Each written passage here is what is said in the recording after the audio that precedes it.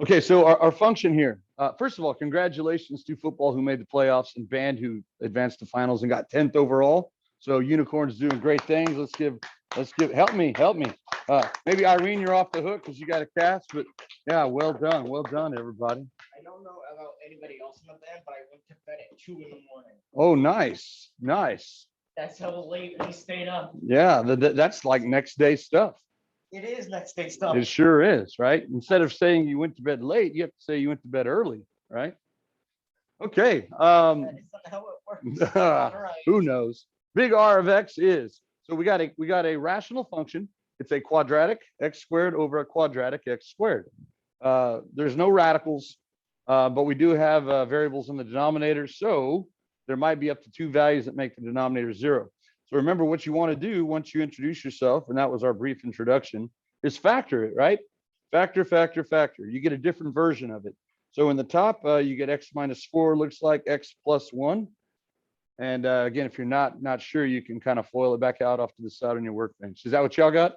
It's Monday morning. It's November. I'm still kind of in spooky October mode. What's the first rule of factoring? Not to panic, but what?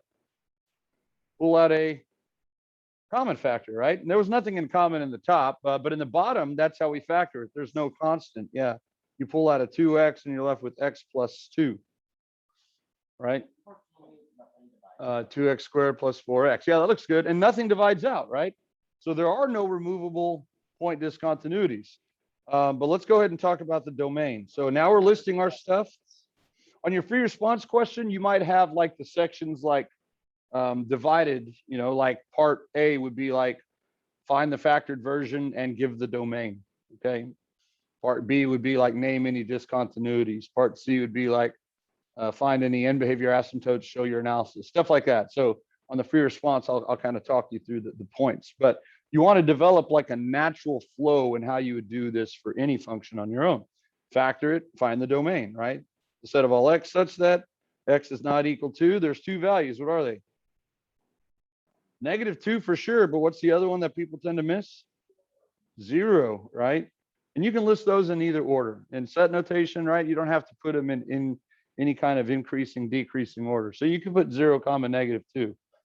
In interval notation, though, remember, you do need to list them in order. All right, so those are the two values. Now that we have our values that aren't in the domain, they're either going to be holes or vertical asymptotes. Both of these are what? Right, because neither one of those factors does what? Divides out, is removable. Good. So now we can say in a complete sentence, R or R of X, either one, has VAs, plural, at X equals -2 and X equals 0. Go ahead and list those separately. Notice in the domain, I kind of listed them together with a comma. That's just because they're X values. But now I have equations, so I want to list each of the equations separately. Vertical lines, vertical lines. All right.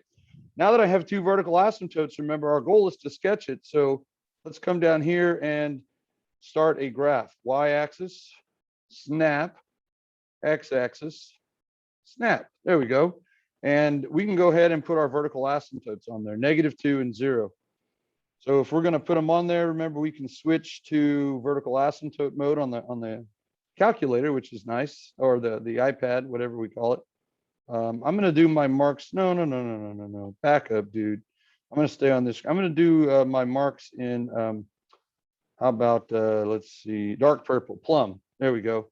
So I have one at 0. So I'm going to extend that a little bit further down. And then I have one at -2, right? So where I put that, I'm going to make this a little bit like there's -1, here's -2. So I'm going to put this right here. Didn't snap. I guess you can copy and paste too if you're not good at snapping, which I'm obviously not. Try it again. There we go. That's -2. And we can line it up. Perfect. So then I'm going to go back to right mode. And I'm going to go ahead at the bottom here and put x equals 0 and x equals -2. So there's -1 and there's -2. So I've established my scale. Right now, x equals 0 is also the y-axis. That's pretty cool. All right. Now that we're talking about asymptotes, it's natural to think of the end behavior asymptotes, right? And for that, we have to show the analysis. So I'll go ahead and write that out. That's going to be the limit as x goes to negative infinity of r of x, and the limit as x goes to infinity of r of x. Look at how I wrote that second limit. Look at that. You see a little L and you see a little dot, right? That means limit, right? I'm pretty guilty of getting kind of messy with that. All right. And now for that, we look at the original version, right? They're the same degree, x squared over x squared. So when they grow at the same rate, the end behavior is going to be what? Coefficient over coefficient, right? Leading coefficient in numerator is implied to be a 1. 1 over 2. Yeah, 1 over 2, 1 over 2. And now we can say so. If you want, you can say so. It's kind of like a consequence, but based on the definition. So R has a horizontal asymptote at, yeah, I put 0, 1/2, good. So remember, vertical lines are x equals, horizontal lines are y equals. Let's go ahead and sketch that dude. Sketch that dude. All right, so now for 1/2, I'm going to come up here and just say that this is 1, so that 1/2 is right here. And then I'm going to switch back to asymptote drawing mode. On the test, you'll have your pencil, right? Can you put your pencil in asymptote drawing mode? No, but it would be cool if we could. Yeah, it would be cool if we could. You're right. So you'll just have to draw a dotted line the best you can. But hey, it's just a sketch. And I'm going to label this as y equals 1/2. All right, so remember your scale on your x and y axis don't have to be equal to each other, but your x scale should stay the same and your y scale should stay the same. So I made my y scale a little bit bigger than my x scale. And that's good because we want our graph to be meaningful. Okay. We want to kind of get an exploded, colorful view. Well, I guess on the test, it'll all be in gray, but you can have different shades of gray, right? Different gray intensities. Hey, did y'all look at the district's our official high school Facebook page or Instagram page? Did y'all see that? If you go on I know you probably don't have Facebook accounts, right? But if you go to Instagram, NBHS_NBISD, you'll see I posted all of those Halloween pictures from last Friday. Yeah, so it's already up to, it just started like last week and it's already up to like 90 followers. So Instagram, you could follow it. It's at NBHS_NBISD. And if you wanted to Facebook, if you want to tell your parents, right, on Facebook, it's a little different. NBHS, no underscore. I guess someone already took the underscore. I don't know why it's different, but it is. So anyway, cool. All right, so now that we have our asymptotes drawn, we have guidelines for the graph. Notice that the vertical asymptotes, there's 2 of them. So to the left of -2, it's going to have that characteristic behavior. It may cross the horizontal asymptote, but it's either going to live kind of mainly above or below. And then to the right of 0, it's either going to live above or below. But in between -2 and 0, it could do anything. It could be like a parabola opening down, a parabola opening up. It can kind of look like x cubed or -x cubed snaking through there. We don't know yet, right? So once it's factored, now we look for those easy points, those relatively easy points. The easiest point of all to find is the y-intercept. So let's go ahead and say y-intercept. Y-intercept. I'll keep it all in the same color. And your instructions on the test, there'll be a section that says find the y-intercepts or x-intercepts. If they exist, show your analysis. Now, remember for the y-intercept, you let x equal 0. Okay, so if I plug in a 0, what's going to happen? I'm going to get a 0 where? Is 0 even in the domain? No, if you plug in a 0, you're going to get -4 over 0. That's non-zero. There's a what at 0? A vertical asymptote. A vertical asymptote. So do we have a y-intercept? No. So if this were on the test, you would say no y-intercept or y-intercept none, right? There's a vertical asymptote there. X-intercepts. For x-intercepts, you set the whole thing equal to 0. And you show that equation. That would get a check right there. And now you go to the factored version, which is this one right here. There weren't any holes, were they? Nothing divided out? So you always want to go to that simplified version. If there were any holes, and we'll work one that has a hole later. The values that remain that make the numerator 0 are what? There's two values that make the numerator 0. 4 and -1. Those are your x-intercepts, okay? Because they give you 0 over non-0, and that's 0.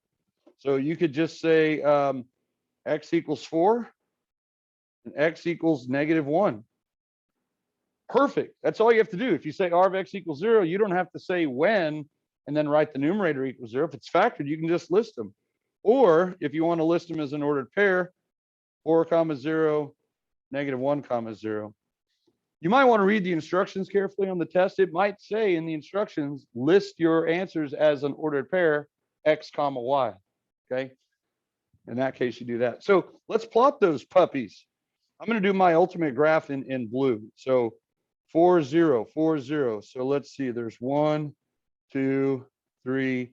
There's 4, 0. Got it. And then -1, 0. So it looks like that. Nice. And at this point, we've kind of run the gamut of most of the things that we've looked at, okay, without getting into calculus. But there is another thing we can look at. Do you think this graph is going to have symmetry, either y-axis folding symmetry or origin rotational symmetry based on what we've graphed so far? No, because at x equals 0, we have a vertical asymptote. If there were y-axis symmetry, we would already have found another vertical asymptote at +2, right? Because they have to line up. Rotational symmetry is put your finger down at the origin and rotate it. This one's not going to have origin symmetry either, because then we'd have to have another horizontal asymptote at -1/2, and so it's not going to have any symmetry. Now let's look quickly in the equation how we know it's not going to have symmetry. Notice if you look at each of these terms, you have an x squared as your first term. That's an even term, right? Because when you plug in, remember, a positive and a negative number, you get the same output. In other words, 2 squared is 4, and so is -2 squared. So that term is even. But what's the exponent on the next term? A 1, which is what type of number? Odd. So if you look at that term alone, -3x, that term is an odd term. Okay? This term is an odd term. And remember what it means to be an odd term. Opposite inputs give you opposite outputs. If I plugged in a +1, I'm going to get out a -3. But if I plug in a -1, I'm going to get out +3. So opposite inputs, opposite outputs. Whenever you have a function that has a combination of even and odd terms, it messes up the symmetry. They have to all be even terms, or they all have to be odd terms. Now, just for kicks and giggles, what would -4 be, even or odd? Odd? Is there anything to even plug in? No. No. So at a -1 and a +1, you get the same output. At a -2 and a +2, you get the same output. So this term is actually what? Even. And you could visualize it graphically. What would the graph of y equals -4 look like? What does the graph of any constant look like? What type of straight line? Horizontal. And doesn't a horizontal line have folding symmetry, y-axis symmetry? Yeah. So we have an even term, an odd term, and an even term. You can't have a combination. They either all have to be even or all have to be odd. So that's how you know that there's not going to be any symmetry. Now look at the bottom. This term right here is even or odd, 2x squared. Even. Look at the exponent, it's 2. That's what type of number? Even. Well, look at this term, 4x to the what? First, that's odd. So the bottom function has no symmetry either. So anytime you have a function that has no symmetry, it messes everything up. So even if the bottom happened to be even, like if that had just been 2x squared plus 4, an even plus an even, that would have been an even function. Because the top has no symmetry, it ruins everything.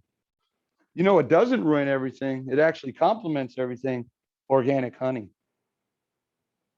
Just saying. And so does like metal music, right?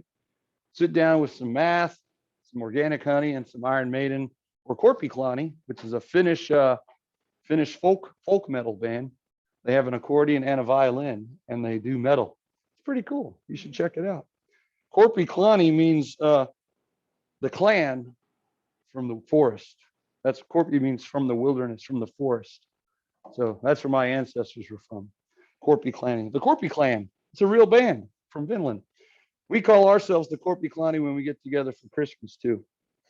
Yeah, minus the woods. We don't meet in the middle of the forest anymore. Okay. So guess what? Do we have enough information to graph this? I think so. Yeah, kind of. Guess what it's going to do to the right of 0? You think it's going to come in from the bottom? Yeah, because there's a horizontal asymptote at 1/2. Yeah, right. But could it also like come down, cross, bounce here and come back up? Maybe. You know, it would be nice to know if I could figure out what the function value was at 1. This is where we judiciously pick points, right? Not arbitrarily, but judiciously. If I knew what the function value was at x equals 1, I can compare it to 1/2. If it were above 1/2, that would be an indication that I crossed it. But if it were below 1/2, that's an indication that I don't. So let's go ahead and find R of 1. All right, R of 1. And we show it like that. Which one do you want to plug into? The top version or the factored version? Okay, you plug it into the top, Brady. I'm going to plug it into the factored version, and we'll see if we get the same answer. Okay, on your mark, get set, go. I get -3 times 2. I'm plugging it into the factored version. All over 2 times 3. So the 2's divide out, and I get -1. So that means that I get the point 1, -1. Is that what you got, Brady?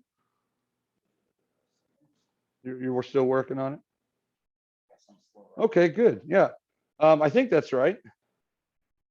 So 1, -1, that would be right here. Oh, that's a good indication now that it lives below exclusively the horizontal asymptote. Yeah.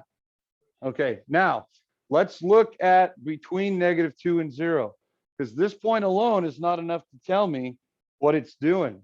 Okay, I'll show you what the options are. It could like do something like this, or it could do something like this, or it could do something like this, you know, or something like this. You can't cross the x-axis anymore, right? But it could bounce there. Man, it would be nice to know what the function value is at what value. Anyone? It's either 1/2 or -1/2, you mean? negative, either -1/2 Or negative 1/1/2. -1.5. Which one would y'all rather plug in? -3/2 or -1/2? Let's plug in -1/2. Is that what you were saying you wanted the calculator for? Yes. Okay. We'll do this together. We're not afraid of fractions anymore, right? We're not afraid of fractions. Now I'm going to plug this into the factored version. Brady was trying to plug it earlier into the expanded version, but hey, to each his own. So this becomes -1/2 minus 4 all over -1/2 plus 1 all over 2 times -1/2 times -1/2 plus 2. Notice I'm showing a lot of steps there because I don't want to mess it up. I'm literally just plugging -1/2 into the factored version. Raise your hand if you're afraid of fractions. That's what I thought. Nobody raised their hand. No one raised their hand. You were scratching. That doesn't count. That's not raising your hand, does it? Does that count, Asia? You're not afraid of fractions. You're just scratching. You're just scratching. You can scratch without admitting. Yeah. Okay. Let's see. Let's see what we got here. -1/2 minus 4. 4 is how many halves? 8, right? So that becomes -9/2. We're good with fractions. -1/2 plus 1 is the same as 1 minus a half. That's the same as a half. Yay. Hey, look down here. This is really a 2 over 1. Those divide out to give us -1. And then -1/2 plus 2. 2 is the same as 4 halves. 4 minus 1 is 3 halves. Go gadget math. Love that math. Fractions are numbers too. All right, now we can multiply straight across and we get -9/4 all over -3 halves. At this point, you can do lick 'em over lick 'em, or you can do stage change flip. What do you want to do? We have a single fraction divided by a single fraction. So this is where stage change flip will work. It's November though. You're doing the diagonal, that's fine. Try to get away from the diagonal because you can mess up. But if you know that when it's right and you know how to use it, that's fine. You did the diagonal as well. Okay. I'm going to do lick 'em over lick 'em. Or y'all want to do state change flip? Lick 'em? Let's lick 'em. Lick 'em over lick 'em. Lick 'em over lick 'em. So what's the LCM of 4 and 2? No, that's the GCF. 4 is the LCM, right? Because it's 2 squared. We have a 2 squared, which is 4 and a 2. Remember, you need at least one of each factor. So we need a factor of 2, and then we take the largest exponent. 2 squared as an exponent of 2. So 4. Now we can just multiply straight across. Look what happens in the top. 4 divided by 4. See ya. Wouldn't want to be ya. The negatives divide out, so I'm left with 9 over. And then down here, I'll divide first. 4 divided by 2 is 2. 2 times 3 is 6. Now I could have done 9 divided by 3, but I'm waiting to do that. Now I can divide out the 3 and I get 3 halves. Look at all that fractional work. That is so beautiful. So we have the point, -1/2, 3 halves. Beautiful work. Fractions. Well, 3 halves is really 1.5, yeah? So now I can plot this. It's at 1.5. So if this is 2, it's going to be somewhere right here. That's 3 halves. Is that enough to tell me what it's doing? No. Gosh, dang it. Because it could still be doing this, right? Or it could be doing this. So guess what else I need to do? We did eliminate one side. Yeah. I need to know what it is at -3 halves, don't we? All right. All right. So this is like when you go to Disney World and you had so much fun. Now it's like, hey, we get another day in the park. More fun. So I'm going to do r of -3 halves now. And I got space over here. R of -3 halves. Y'all can do it without me, right? I'm going to plug it into the factored version again. -3 halves minus 4. -3 halves plus 1. Love those fractions from Popeyes. -3 halves. I mean, the other option is just to pick up a calculator and type it in and see what the calculator does. But you know what? That's boring. What we're going to do is we're going to graph it ourselves, and then maybe we'll graph it on the calculator and see if the calculator is as smart as we. You already know the calculator smarter. No, Brady. Well, it's at least smarter than the majority. No. All right. -4 is -8 halves. So you get -11 halves in the first term. And this is going to be -1/2 all over -3 times 1/2. And now you can multiply by, again, 4 over 4, but I'll do positive 11/4 all over -3 halves. And now I'll do state change flip here if you prefer that. Positive 11/4 over -2/3. Now you're going to get the 2/4 divide out, you're going to get -11/6. Which is like negative, it's almost -2, isn't it? -2 would be -12/6. So it's almost -2. I'm not going to write that as an ordered pair because that gives me, if this is -1, right? -2, it would be somewhere right here. Alas, we have slayed the dragon, right? Oh, to the fraction part? Yeah, because I thought we were all good on fractions. no, I have trouble doing fractions. Oh man, I need better we spent like the first 9 weeks almost going over fractions, so that when we would get to something like this, it would just be what they call old hat. It wouldn't be the obstacle to learning. I'm just slow with fractions. Okay, that's fine. As long as you're correct with fractions. Raise your hand if you're afraid of fractions. See, I gave you another opportunity. No, too late. The poll is over, Brady. The poll is over. You got to be scared a little bit faster than that. Grisly fractions causing a shudder of fear. Not anymore, right? Not anymore.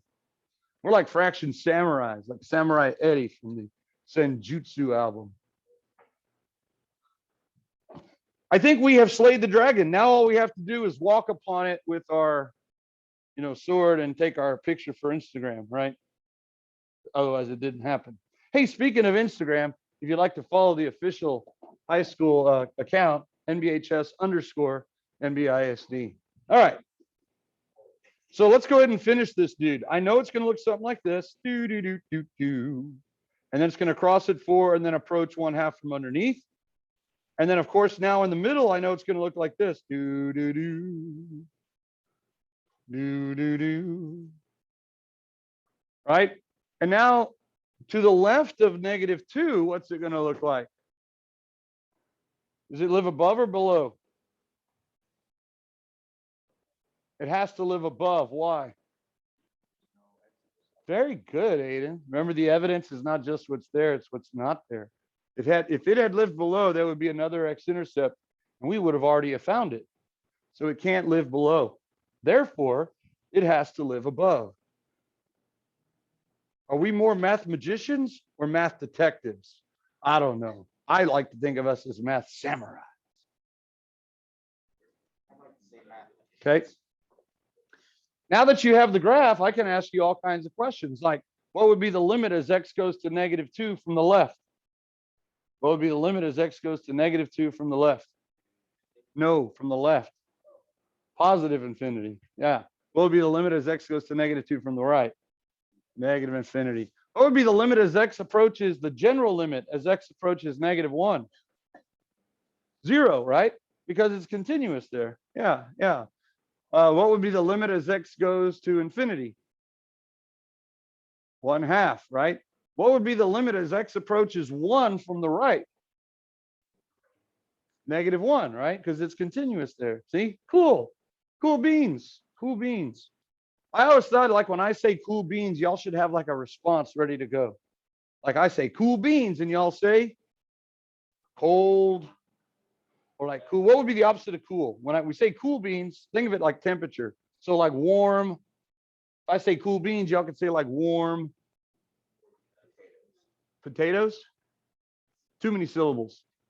What's a one, like peas? How about peas? What's another one syllable vegetable? Cool beans. And y'all say warm eggs, maybe would work. It's not a vegetable. No, it's not, but it would work. Cool beans, warm cheese. What? Another, we could use peas. Peas are a vegetable. It's one syllable. Cool beans, warm peas. That doesn't sound good. You know, it does sound good. Not warm peas, but world peas, right? World peas. And that's like putting peas in a blender. They're world, WHR, world peas. It's like pea paste. Ugh. No, world peace would be good, right? Too, as well. So cool beans, warm.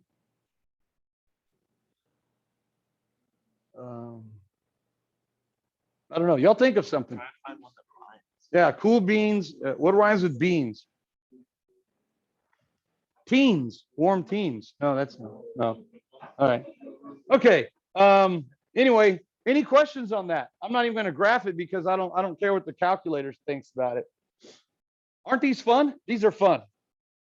Keep your hand down if you think these are fun. See, I told you. No one's afraid of fractions and everyone thinks they're fun. It's a democracy in here, right? Nice. You got to be fast. The poll is over. All right. So we have 7 minutes. Let's go ahead and see if we can pick up the pace. Guess what we're doing on example 2? More of the same. More of the same. Well, because I didn't see it. See it. Get it? See it. Ha, ha, ha, ha. All right, let's do this one together. Yeah, I didn't want to skip this one. It just happened.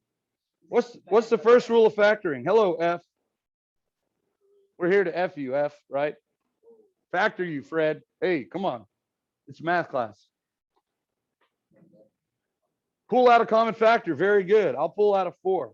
That gives me x squared minus 7x. Oops, minus 7x plus 12. And on the bottom, there's a common factor of 3x, right? And that gives you x squared plus x minus 12. And now we can continue to factor. There's another factored version, right? I'll bring down the f of x. This becomes x minus 4, x minus 3. And on the bottom, we have 3x. This becomes x plus 4. x minus 3.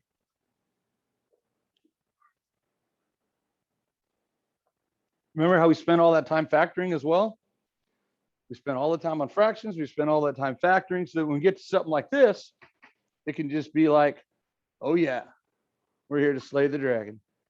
Proverbially, right? We're not really doing any harm to any creature, mythical or real or otherwise. Okay. Dragons aren't even real, right?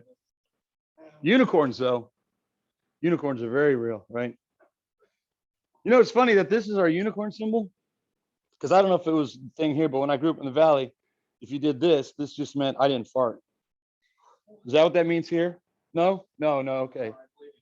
Yeah. But you can also do it like this on your head, right? This is one thing, but then you can do it here as well, right? But like growing up in the valley, it's like, man, it smells like someone farted. Then just this, right? Kind of like nose goes, but it's like, I didn't fart. And so I came here and people were doing this, and I'm like, man, this is a stinky place, right? No one wants to fess up, right? Cool beans, warm farts. No, not warm farts. Cool beans, warm greens, warm greens.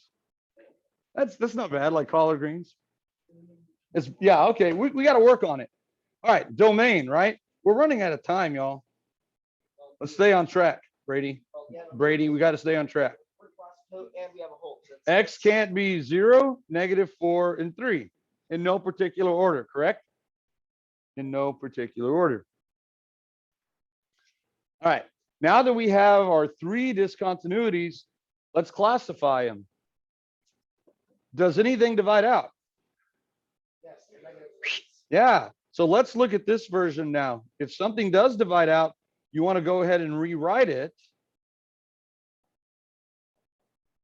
And then off to the side, some people on the last test did not do this, and I did not take off, but we do want to do that. Okay. Now, the reason you want to rewrite it without the x minus 3 in there is because we're going to use this piece that's left for everything else except the whole, all right, including x-intercepts. So let's go ahead and classify our discontinuities. F has VAs at x equals, well, what are the 2 values of x that still make the denominator 0? Yeah, -4 and 0 in no particular order, right? Those are the 2 values that still make the denominator 0.